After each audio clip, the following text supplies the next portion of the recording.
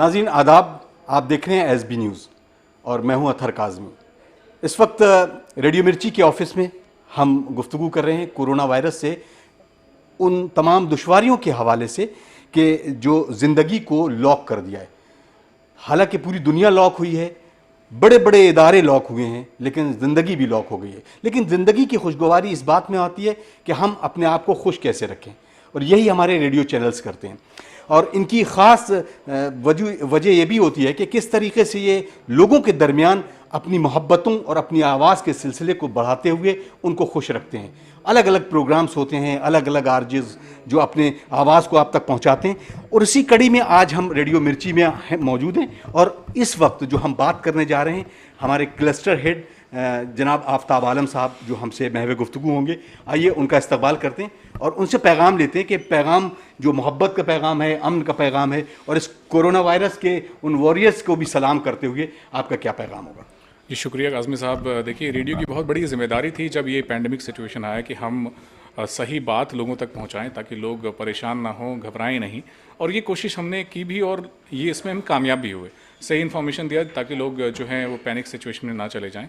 इसके अलावा हमने प्रोग्रामिंग चेंजेस ऐसे किए जिससे कि लोगों को अपना सा लगे ये, क्योंकि हम सब जो है कहीं ना कहीं जूझ रहे थे इस पैंडमिक सिचुएशन से और लोग घबराए हुए भी थे कि आगे क्या होगा। तो हमने सही इन्फॉर्मेशन जब दी कि भाई ये चीज़ें हैं, ऐसे ऐसे चीज़ों को आपको फॉलो करना है, घबराना नहीं है, और आपके लिए सारी जो सुविधाएं हैं वो बनी रहेंगी। ऐसा नहीं है कि आपको घर से बाहर बिल्कुल निकलने नहीं दिया जाएगा। वो सारी बातें जब हमने बताई तो लोगों को जब सुकून आया तो लोग थोड़ा सा रिलैक्स्ड हुए हैं, और उनको और ज़्यादा रिलैक्स करने के लिए हमने एक्सपर्ट्स ऑन एयर लिए।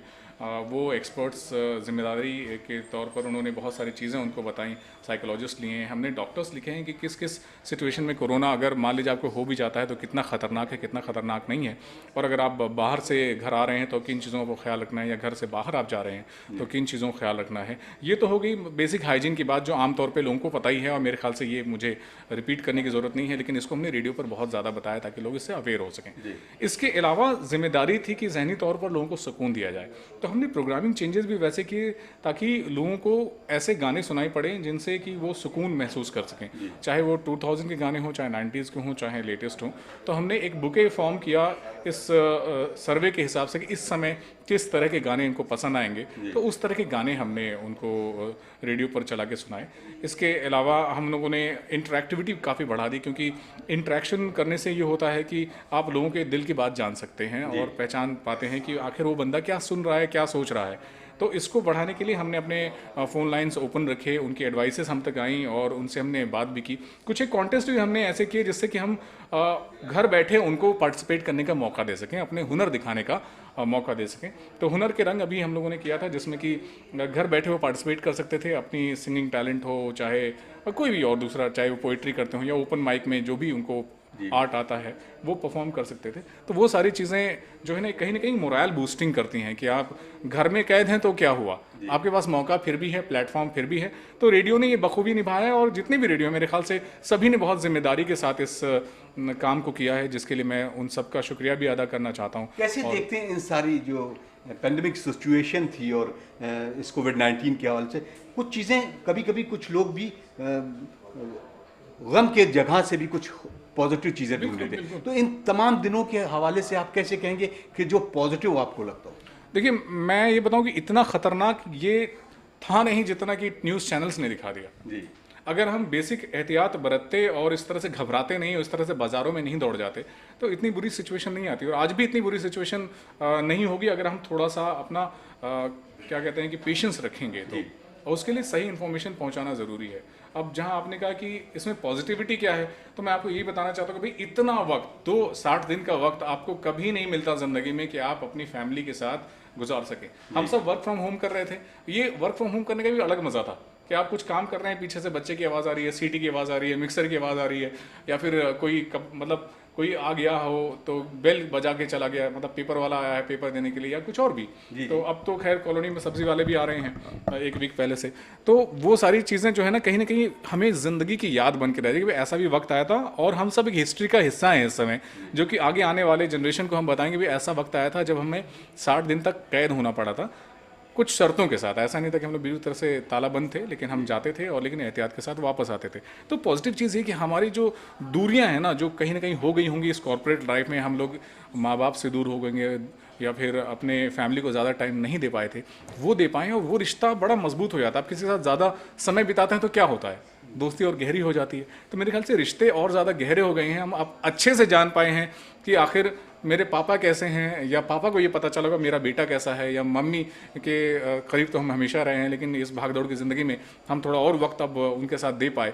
मेरे ख्याल से ये जो है ना, ये कहीं ना कहीं हमें एक अच्छी चीज़ ज़रूर इस ऐसे सिचुएशन में मिली जहाँ पर हमेशा यादगार रहेगी। आपको ये लगता है कि इस दौरान लोगों ने सोशल मीडिया का जिस तरह से यूज़ किया है, ख़ास तौर से रेडियो को भी उसी लहजे से, उसी तरीके से रेडियोज़ के अटैचमेंट को भी लोग सुनने के लिए और ज़्यादातर अटैच हुए हैं इससे? देखिए, सोशल मीडिया की बहुत बड़ी जिम्मेदारी थी, लेकिन कुछ लोगों का काम हमेशा ऐसा रहा है जो कि मैं कभी पसंद नहीं करता हूँ, स्पेशली फेक न्यूज़ के लिए। फेक न्यूज़ की वजह से बहुत सारी दिक्कतें आई ऐसे वक्त में जहाँ में एक होना चाहिए था, वहाँ नफ़रतों का बाजार गर्म था। आप भी जानते हैं कितनी सारी फेक न्यूज़ और डराने वाली न्यूज़ आई। तो इससे हमें परहेज़ करना चाहिए। हमें देखना चाहिए कि भाई ये लड़ाई इंसान और कोरोना वर्सेस है। किसी एक सोसाइटी, किसी एक राज्य, किसी एक इंसान, मतलब किसी भी कम्युनिटी का क्यों ना हो, उससे नहीं है। तो जब हम इंसानी तौर पे देखते हैं कि हम एक इंसान है और हम लड़ रहे हैं, तो ज़्यादा आसान हो जाता है। जब आप उसको सेगमेंट कर देते हैं कि अरे वो लड़ रहा है, ऐसा तो नहीं है कि मुझे होगा और आपको नहीं होगा, या किसी और कम्युनिटी को होगा और उसको नहीं होगा। तो वो कोरोना तो ये भेदभाव नहीं जानता, लेकिन इंसान ने इतने भेदभाव कर दिए जिसका मुझे दुख हुआ। तो सोशल मीडिया पे बहुत जिम्मेदारी थी लोगों की कि वो करते, लेकिन कुछ लोगों ने ऐसा किया जिसकी वजह से ज़्यादा सिचुएशन ख़राब हुई। लेकिन हम सब ने बड़ी जिम्मेदारी के साथ इस चीज़ को उठाया और हमने कहा कि हमें पॉजिटिव न्यूज़ लोगों तक पहुँचानी है, सही खबर पहुँचानी है और खुश करने की लोगों को कोशिश करनी कि लोग सही तरीके से सही न्यूज़ जानकर हमारे जो तरीका है एंटरटेनमेंट का, उसको देखकर लोग एटलीस्ट सुकून फील कर सकें। और यही हमारे आरजेज ने किया, चाहे वो गाना गा के उन्होंने किया हो, चाहे अपने पोइट्री के फॉर्म में किया हो, या फिर किसी और तौर पे। तो ये खुश वाला फैक्टर हमने हमेशा सोशल मीडिया पे रखा है। मैं हमेशा कहता हूँ कि ज़िंदगी बड़ी छोटी सी है, इसमें इतना सारा ये फरेब करने की कोई ज़रूरत नहीं है। अगर आप ज़िंदगी बहुत सिंपल वे में रखते हैं, सिंपल वे में चलते हैं और रहते हैं, तो मेरे ख्याल से आपकी ज़िंदगी भी बड़ी सुकून में होती है और दूसरों की ज़िंदगी भी बड़ी सुकून में होती है और आपको भी बड़ी सुकून की नींद आती है। यकीनन। अब बात करें एजुकेशन की, क्योंकि ज़ाहिर सी बात कुछ दिनों के बाद लोगों की तरफ से भी हुए कि बच्चों को स्कूल भेजना एक बड़ा टास्क है। तो क्या आप देखते हैं कैसे कि आपने प्रोग्राम के ज़रिए एजुकेशन को भी उसी तरीके को, उसी स्टेटस पर पहुंचाए रखा जाए जिस तरीके से एजुकेशन पहले चल रही थी? जी, हम लोगों ने ये पैंडेमिक सिचुएशन में एक स्पेशल प्रोग्राम डिज़ाइन किया था, जिसमें हर रोज़ हम एक अलग अलग एक्सपर्ट ले रहे थे।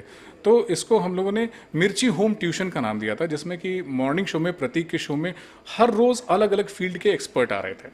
किसी दिन हम लोगों ने फैशन एक्सपर्ट को लिया, किसी दिन हम लोगों ने हेल्थ एक्सपर्ट को लिया, किसी दिन हमने अलग अलग मतलब एक्सपर्ट लिए, जिससे कि लोगों तक सही से हम ये जो अपना हुनर को डेवलप करने वाली बात होती है, तो उन अलग अलग एक्सपर्ट को लेकर जब हमने उनके साथ लेसन्स शेयर किए, तो लोगों के अंदर बड़ा फ़ायदा हुआ। लोगों ने काफ़ी लोगों ने इंटरेक्ट भी किया, और इंटरेक्टिविटी के थ्रू जो टू वे कम्युनिकेशन हुआ इस पैंडेमिक सिचुएशन में भी, वो भी काबिल तारीफ़ है और लोगों ने काफ़ी हुनर को सीखा भी है। जैसे मैंने कहा कि ये लगभग 1 महीने से भी ऊपर तक हम लोगों ने चलाया था। हर रोज़ अलग अलग एक्सपर्ट थे। किसी दिन मास कम्युनिकेशन का कोई प्रोफेसर लेक्चर दे रहा था, किसी दिन हम लोगों ने छोटे बच्चों के लिए एक्सपर्ट बुलाए थे जो उनको हेल्थ टिप्स दे रहे थे, या घर पे कैसे उनको इंगेज रखें इस बारे में बात कर रहे थे। तो इस बात का हम लोगों ने बखूबी ख्याल रखा है कि छोटे बच्चे इससे कहीं छूट ना जाएं और उन तक चीज़ें, चाहे हर चीज़ बंद ज़रूर है लेकिन पहुँचें ज़रूर। चलिए, बहुत बहुत शुक्रिया आफ्ताब साहब। Thank you so much. तो आपने देखा किस तरीके से आफ्ताब साहब ने पूरी बातें आप तक पहुंचाई हैं, और यही एक उसूल है ज़िंदगी को आगे बढ़ाने का। खुश रहिए, आबाद रहिए, यही फ़लसफ़ा है ज़िंदगी का, और इस फ़लसफ़े पर आप गामज़न रहे। मुझे इजाज़त दीजिए कि किसी और प्रोग्राम के ज़रिए, किसी और शख्सियत के ज़रिए फिर हम आपसे रूबरू होंगे।